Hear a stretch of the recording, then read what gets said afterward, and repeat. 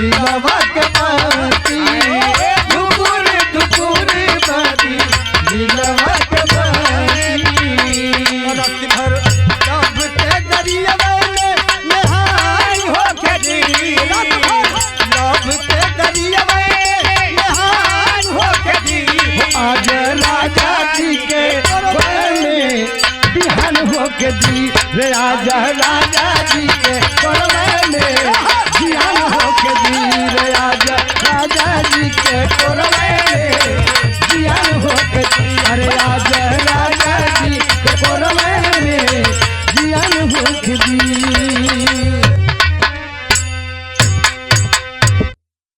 हमरे बिरहा के शीर्षक हो नहले पर दहला। हम वंशराज सोनकर अशोक कुमार सोनकर के तरफ से एक बिरहा हास रस के आप लोगन के सामने हम पेश करत बाबा। विश्वास हो कि आप लोगन के बड़ा अच्छा गीत लगी।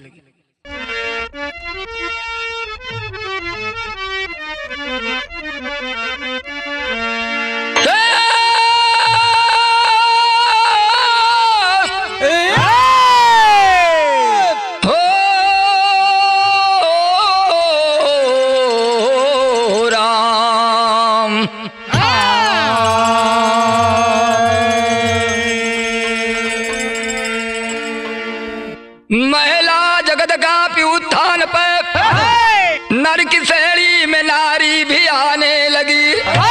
मुकर्रर महकमे के हर मोड़ पर हावी होके नवल गुल खिलाने लगी। मानिंद रहे चौधरी चौधराइन रहा दबदबा पूरे करियात में मगर पद को नीचा दिखाने बदे चौधराइन पताती थी हर बात में।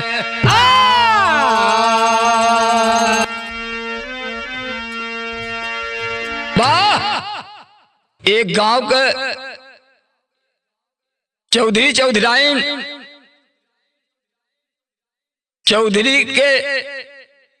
चौधराइन हमेशा नीचा दिखावे खातिर बुद्धि अक्ल लगावे, लेकिन चौधरी साहब नाला व दहला लगा दें। चौधराइन का बतिया काट दें, चौधराइन के लगे न पावे। पहल का रहे नीरा बंती जामल पथारे पर दुबिया। चौथा पनावा में एक भाई लगा दिलावा। रहल गरीब घर चौधराइन की बहनिया पाई के खबर देख आइलिन भाती जावा।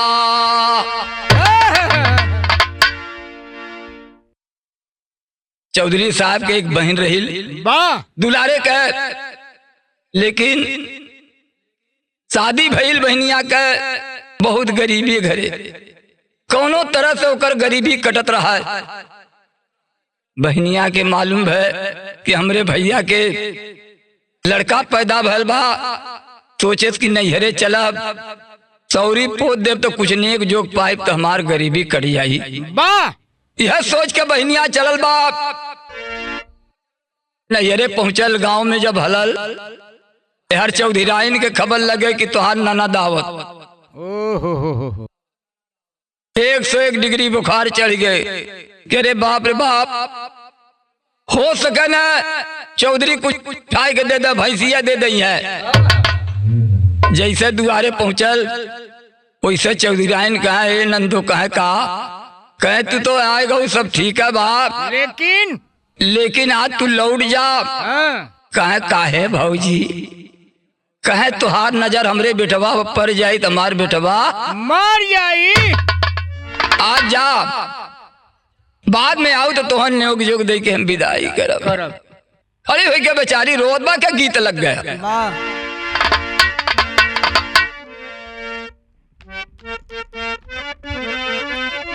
बाबा वह गीत के लाइन बात। अरे बाबू दरोगा जी, अरे बाबू दरोगा जी, अरे कौने गुनहिया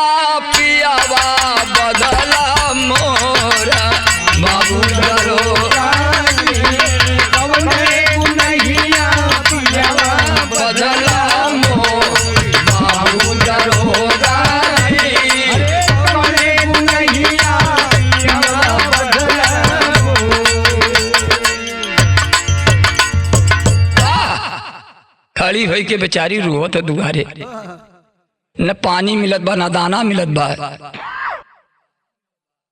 मोरे बीरानामा हो अरे फटा कलेजा बह नयन दरदार, हमरे बीरानामा हो फटे कलेजा बहे नयन जलधार, मोरे बीरानामा हो फटे कलेजा बहे नयन जलधार, मोरे बीरानामा हो। यह रोवत बा सोच सोच के, माई बाप से नाता टूटल भौजी दिली बिसारी, भौजी दिहली बिसारी, भौजी दिहली बिसारी। अरे अपने गरीबिया पझंकला देखाया जब बेचारी, अरे मोरे बीराना कलेजा बहनयन जलधार, मोरे बीराना हो फटे कलेजा बहे नयन जलधार, अरे मोरे बीराना हो फटे कलेजा बहे नयन जलधार, हमरे बीराना हो। यह रोवत बा बेचारी कि आज हम गरीब न होई तो हमार भौजी ऐसन बात हम न, अगर नैहरे में मतारी मर जाए वो बिटिया के कदर ना होला, अगर ससुरे में पति मर जाए तू समझ ला ओकर गुजारा ना होला। खड़ी हुई के रोवत बात एक गीत लग गए माइटर,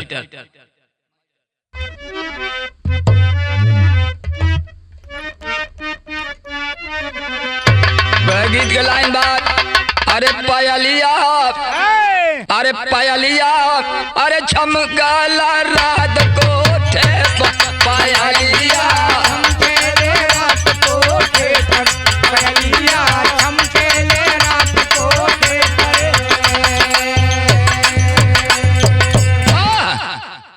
भौजाई के बोली बात करेजे में तीर की तरह चुभत वह रोत, अरे बदनिया अरे बदनिया भाभी का सूल बन के साल, बदनिया भाभी के सूल बन के साले, बदनिया भाभी के सूल बन के साले।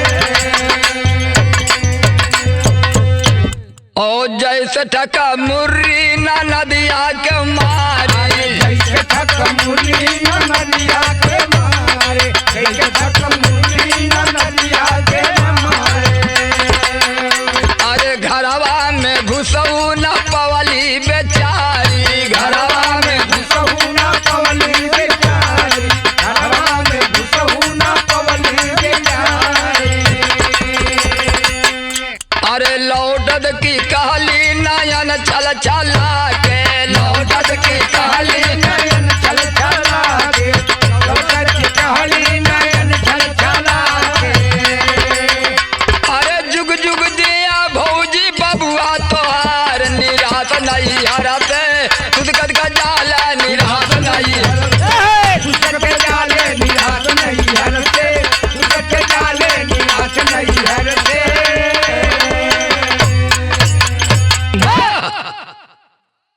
रोवत की लौटल बात, पानी दाना ना मिलल बेचारी के पिए के, गाँव वाले देखत हैं कि कौन बात ऐसा चौधराइन कई दिन की बेचारी लौटत हो, रोवत जाती और रोवत की आशीर्वाद देत बा कि भौजी हमार बबुआ जुग जुग जी हैं, हमार आऊ लेके जी हैं, लेकिन हम अपने घरे मर जाब नैहर का मुंह ना देखा।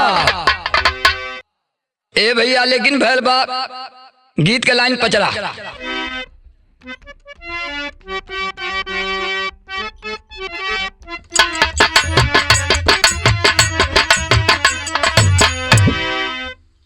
अरे निमिया की डरिया मैया नावाली झलुआ हो की झूली झूली ना, आए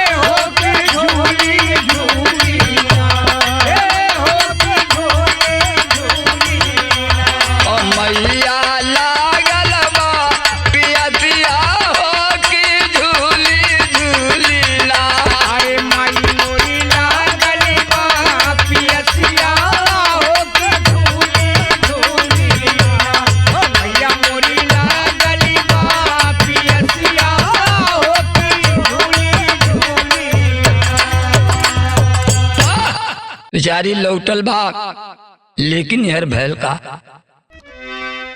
कहता हूँ तबल देखा आ गई ले बिरनवा हो तनवा जरी जरी जाल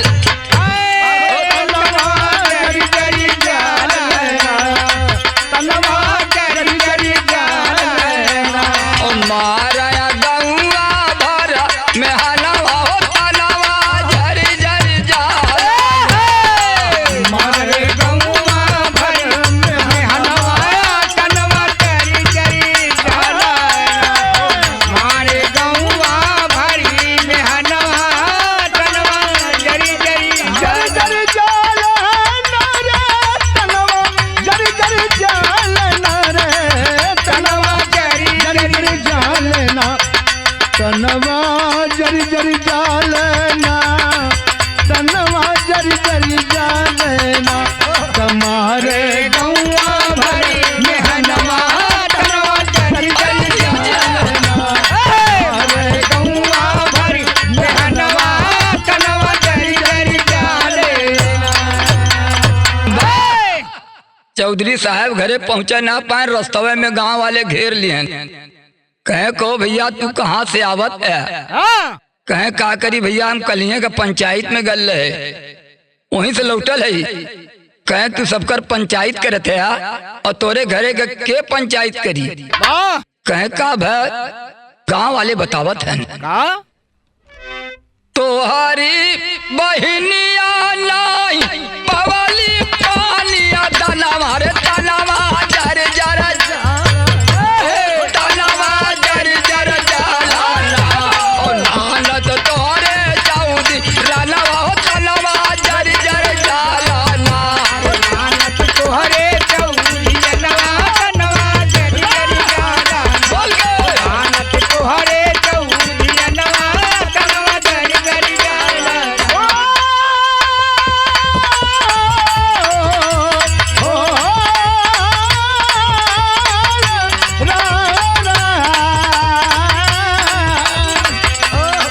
तनवा जरी जरी जालना जरी जरी जालना रे तनवा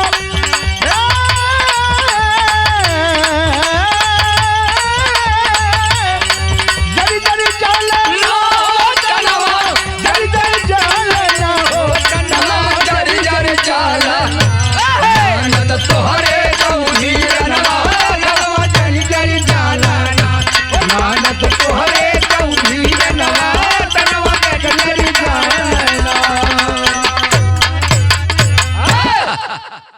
गाँव वाले बतावतन कि भैया तोहार बहन आयल नहीं।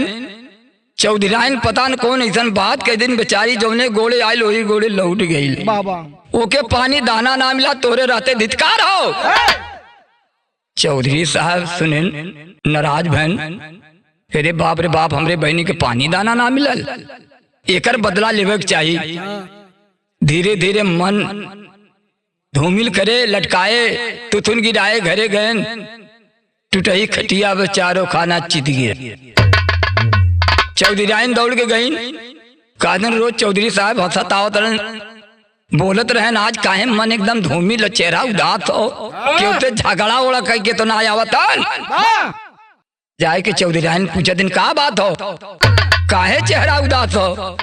कहे का करी बड़ा गड़बड़ हो गया। कहे का गड़बड़ हो गया? गड़बड़ वाली बात चौधरी साहब चौधराइन से बतावत है। कैसे? अरे तोहरे नहीं हरवा और तोहरे नहीं हरमा, अरे परल बाप जरवा जारी गईला, अरे मोरे सारावा का घरावा जारी गईला।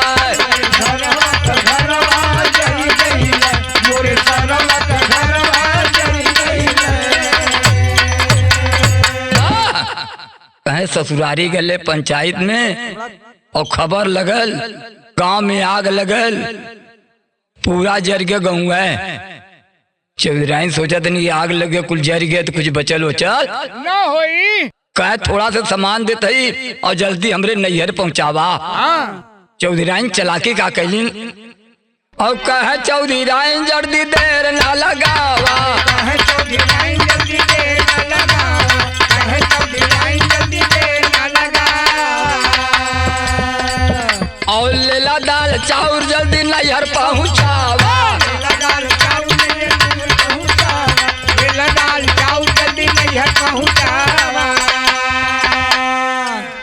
चौधराइन करीन का ले लेन चदरा और बड़का बोरा ले लेन चौपाड़ी वाला और वही चदरा में सारा सामान दाल चाउर नीमक जौन रहल कठरी बनाए के और गठरी बनाए के वही बोरा में भर दहलिन और चरौधा रखे रहे पेटी को उठा के वही भर दहलिन और बोरा के बांध दिन चौधरी के बुलाए के कहा दिन कि जल्दी रिक्शा बुलावा ले जा जल्दी पहुंचावा।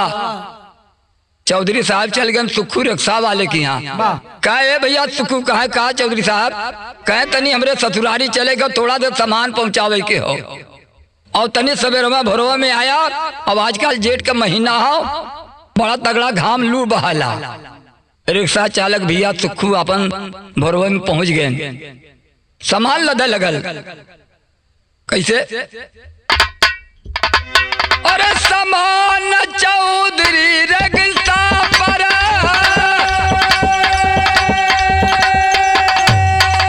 अरे रिक्शा पर चलल लदवा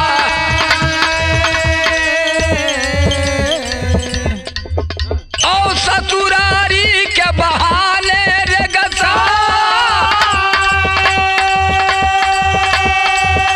अरे बहन के घर दहल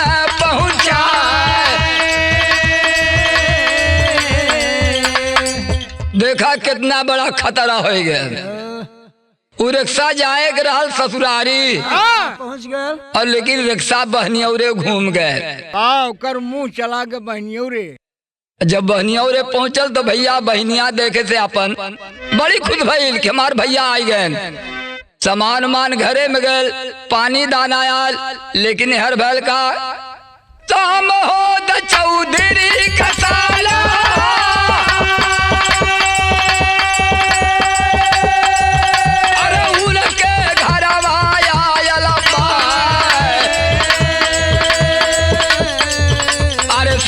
सुसुग चौधरी नरोम सुसुग चौधरी नरोम आग जनी का बात जता बोल गए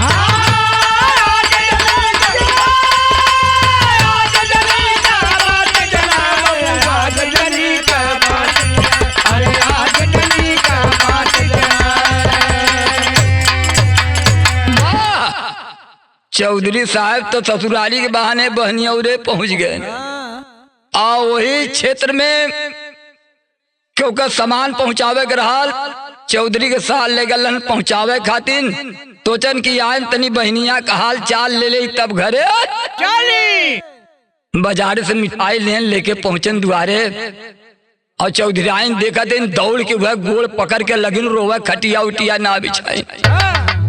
बीरना बतावा कैसे आग लगा कुछ बचल की ना बतावा जल्दी का जरल गोरू चौआ बचल की ना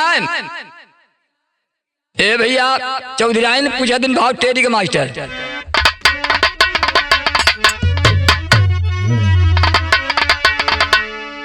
अरे यगिनिया कैसे लागल बीराना अरे मोर रामा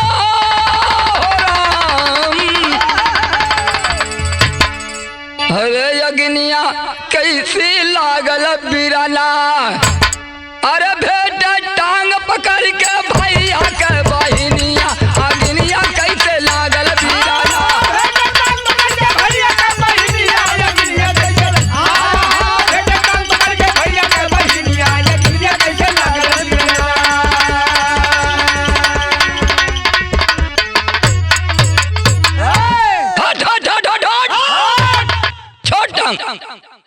पापा हो गया कैसा ना तोरे घरे आग लग जाए हमारे घरे काहे के लगे कैसे पूछे बाप आपट के अरे बहिनी का बोलिया अरे जरा यदि हलता नवा मनवा बाउर बा अरे खपा होई के बोलल तब बीरनवा मनवा बाउर बा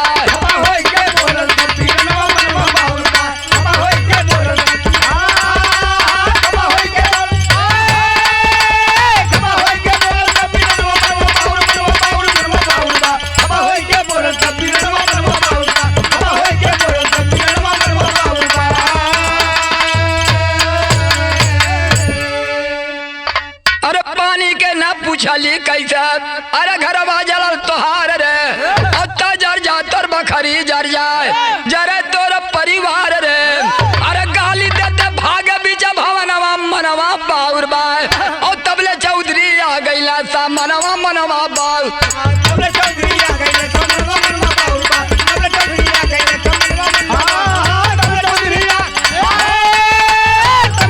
आ गए तो मनवा मनवा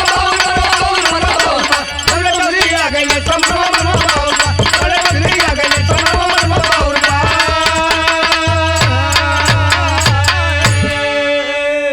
कहे तोर घर दुआर जर जा तय जर जोर तोर बोखरी जर जा गोरू चौआ जर जा हमार कहे जरा गाड़ी देत के धीरे चल देन चौधरी साहब तबले चौधरी साहब आई गन वही समय चौधरी समझ गन रे बाप धोखा भइल बहुत करेर धोखा हो गए जोन गल्ला जाए के हमरे नहीं हरे उ गल्ला ही बहनी औरे पहुंचाई के आवत हैं घबरा जी नेकर हम बदला ले धीरे धीरे भैया झगड़ा शांत होकर कई महीना बीतल एक दिन चौधरी पहुंच गए टिकई पहाड़े की यहाँ कहे पंडित जी कहे कहे तनी हमारी तरफ से झूठ बोले खोई कहे का झूठ बोले खोई कहे यह झूठ बोले कि जो लड़कवा पैदा बात 27 मूरे में पड़ गया हो और मूर कब पुजाई की लड़किया के फुआ आई के बीच दुआरी में बैठ जाई लड़किया के माई 5 लात मार ले तो मूर जाई कहीं कौन बड़ी बात हो चला पंडित जी अपन पोथी पत्रा लिहन चल देहन और संजोग से चौधरी साहब दुआर में बैठल रहन यार खटिया उटिया बिछाए देहन पंडित जी पहुंचन गोड़ लगे पंडित जी आशीर्वाद देहन कहे पंडित जी बड़ा साहित्य से आई गए तनी देखा हमरे लड़कवा का नचत साहित्य का हो तकदीर में का लिखल हो वह किस्सा काल बा जौन रोगिया भाव वह बतावे पंडित जी अपन पोथी पत्रा लगन उल्टे उल्टा तो अंगुरी लगन की न कहे बचवा चौधरी कहे तोहरे लड़का का तकदीर बड़ा सुंदर हो आगे चल के डीएम हुई है कहे तनी से बचाई नेकिन लग गया लेकिन कहे कैसे नेकिन कहे लड़कवा 27वां मूरे में पड़ल बाप और बचाई मूर कब पुजाई की लड़किया का फुआ अगर आए के बीच दुआरी में बैठ जाई लड़किया का माई 5 लात मार ली तो मूर पुजा जाए चौधरी साहब कहा ये कौन बड़ी बात हो पंडित जी मूर एक दिन हम चल जाओ यार सारा तैयारी घरे कह के और चौधरी साहब चल देन मूर एक दिन जाए के वो दिन बहनियौरे रास्ता बदल देन ससुरारी के जब ससुरारी पहुंच गए सास देखा तन सरहा देखा दिन तरह देखा दिन हमार नंदो आवत है सास देखा दिन हमार चौधरी साहब आवत हैं खटिया उटिया भैया बीच कर गद्दा उद्दा लग गए चौधरी साहब बैठे पानी आल पी के जब खाली बन चौधरी साहब तो बूढ़ा बगलिया में बैठ गई कहा ए बूढ़ा ए बचई चौधरी साहब तनी हाल चाल बतावा घरे का समाचार हो कह का बताई माँ बाप हाल चाल ससुरा सब ठीक है बा और पंडित जी कहे न कि लड़कवा 27वां मूरे में पड़ गया हो और मूर कब पुजाई की लड़किया के नानी आई के बीच दुआरी में बैठ जाइए और लड़किया के माई 5 लात मार ले तो मूर लड़किया के नानी कहा ही कौन बड़ी बात है बचाई अगर 5 लात में मूर पुजाई तय तो हमार नात ठीक रही ना कहा चला आपन भैया धोती होती पैरिन दर ओढ़िन चलेन चौधरी साहब के साथ जब आधे रास्ते आए तो कहा ए मावा कहे तू तो समझियाने न चलत हूँ कहे हाँ बचाई कहे अपन मुंह इतना छिपाए ला चुराए ला तुहार मुंह के देखा पावे ना और नहीं तो जितना बुढ़वा है ना बड़ा तेज तो से मजाक करी है केहू का बतिया जिन सुनू कहे बचाई हम केहू का बात ना सुना ले जाए के चौधरी साहब बीच दुआरी में बैठाए देन कहे चौधरी कहे अपन मूर का पूजा कैला और अपन झोटा खोल के चलल हो मूर का पूजा करे खातिर क्रोध में गुस्सा में भैया भैल का बहुत लेके लो तू मूर का काम समारी अरे नंद बैठला भाभी चदुआरी हन हन मारली पपनिया माई के एड़ावा हन हन मारली पपनिया माई के एड़ावा हन हन मारली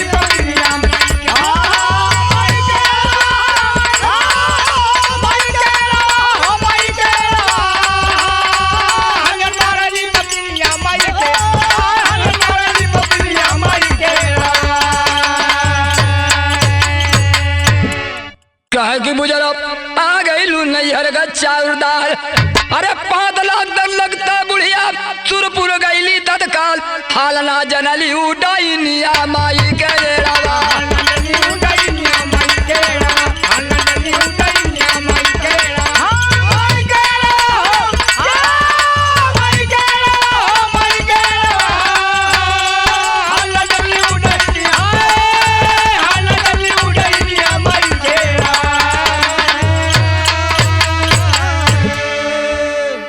मारल करत रहल गरियावत की बुझलो जितना दाल चाउर हमार खाए हो मामी, आज तो से मार मार हम कसम निकाल ले। और वह चरौधा गजब के खियाल लगल पेटी के ने जौन करे रेड़ा मारे कि बूढ़ा 4 परक दूर हट गई। चारों खाना चीत किचाई के गुदड़ी खींची देखत गई कठुआई। हल्ला कैली अरे बाप रे मर गया हमारी माई। नैहर सासुर जाई पनिया माई के रेड़ावा। नैहर सासुर जाई पनिया माई के रेड़ावा। नैहर सासुर जाई पनिया माई के रेड़ावा।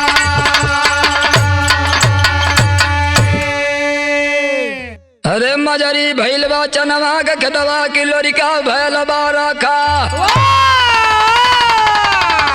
अरे रतिया हाकत बाटा बीरावा।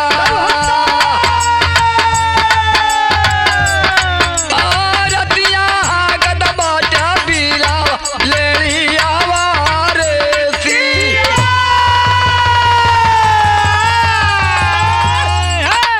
गुरु बिहारी गुरु मंचल गए स्वर के धाम। ननकू बेचन हरिबंद का साथी सीताराम। अरे अग्निया कैसे लागल बिरना लिख चाव नारायण राधा के जोगिनिया। अग्निया कैसे लागल